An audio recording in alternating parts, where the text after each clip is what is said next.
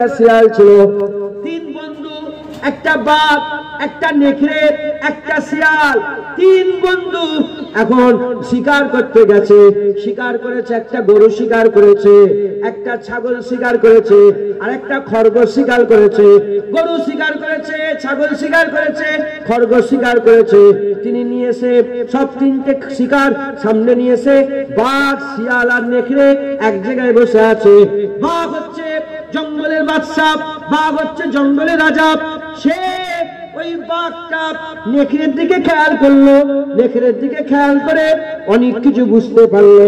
অনেক কিছু বুঝতে পারার পরে নেকড়ের দিকে একটা হাসি দিল।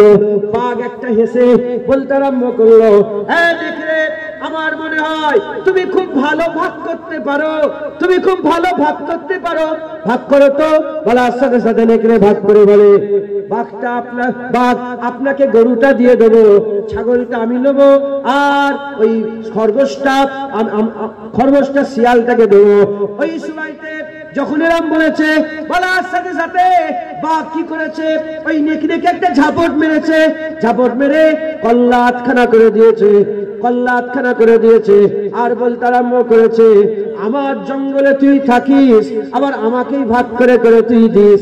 আমার জঙ্গলে তুই থাকিস, আমাকেই ভাগ করে করে দিস। শোন শোন, এ জঙ্গল আমার, এ জঙ্গল আমার, এর সমস্ত কিছু আমার। তুই আবার আমাকে ভাগ করে কেন দিচ্ছিস? আমাকে ভাগ করার তুই কে? তুই আমাকে ভাগ করার কে? এই কথাটা বলার পরেতে হযরতে জালালউদ্দিন রুমি বলছে, ওই বাঘটা শিয়ালকে ধরেছে। শিয়াল, বলো বলো, তুই ভাগ করে দেখাও, তুই ভাগ করে দেখাও। তখন শিয়াল বলে, বাদশা, আমি ভাগ করতে পারবো না, সব আপনার, সব আপনার, সব আপনার। বলার সাথে সাথে হযরতে জালালউদ্দিন রুমি গল্পটা বলে আমাদের বুঝাচ্ছেন।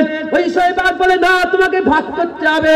ওই সময় শিয়াল ভাগ করে বলে, গরুটা আপনাকে এখন দিয়ে দেবো, আর ছাগলটা আপনাকে দুপুর বেলায় দেবো, আর রাত্রেবেলায় খরগোশটা আপনাকে দিয়ে দেবো।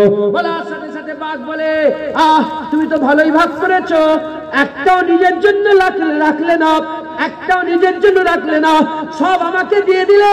শোনো শোনো, আমি তো জঙ্গলের মালিক, এসব নিয়ে আমি কি করব? যা, সব তোকে দান করে দিলাম, সব তোকে দিয়ে দিলাম। আল্লামা জালালউদ্দিন রুমি এই গল্পটা বলে আমাদের বোঝাচ্ছে। আমরা কি করি? আমরা 1000 টাকায় 25 টাকা দান করি জাকাত হিসাবে, 100 টাকায় 2.5 টাকা দান করি জাকাত হিসাবে, গুনে গুনে দান করি, তাও দিতে চায় না। আমাদের চোখটা আল্লাহ ভাগের, আমাদের কানটা আল্লাহ ভাগের, আমাদের ঘরটা আল্লাহ ভাগের, আমাদের বাপটা আল্লাহ ভাগের, আমাদের মা তো আল্লাহ ভাগের, আমাদের শরীর আল্লাহ ভাগের, আমাদের জায়গা আল্লাহ ভাগের, পৃথিবী আল্লাহ ভাগের। কুল কায়নাতের মালিক হচ্ছেন আমার আল্লাহ, কুল কায়নাতের মালিক হচ্ছে আমার আল্লাহ পাক। আমরা আল্লাহকেই ভাগ করে করে দিই। যদি এরকম ভাগ করে করে দিই, আল্লাহ আমাদের ধরা পড়ে ধরবে, আল্লাহ আমাদের ধরে ফেলবে। আর যদি আমরা ওই শিয়ালের মতন যদি সব আল্লাহকে দিয়ে দিই, আল্লাহ পাক বলবে, আমি তো মালিক, এসব আমার তো কুন ফায়াকুনের মালিক হচ্ছে আমি আল্লাহ, এসব নিয়ে কি করবো?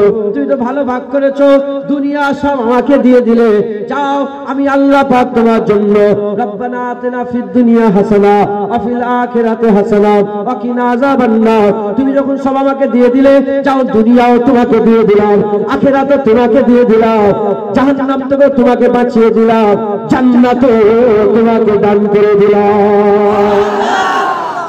যেটা হবে না সুবহানাল্লাহ। এই গল্প বুঝতে পারলে? হ্যাঁ, আমরা ভাগ করি, আল্লাহর কাছেও ভাগ করি, পকেট থেকে পয়সাটা গুনে গুনে দিই।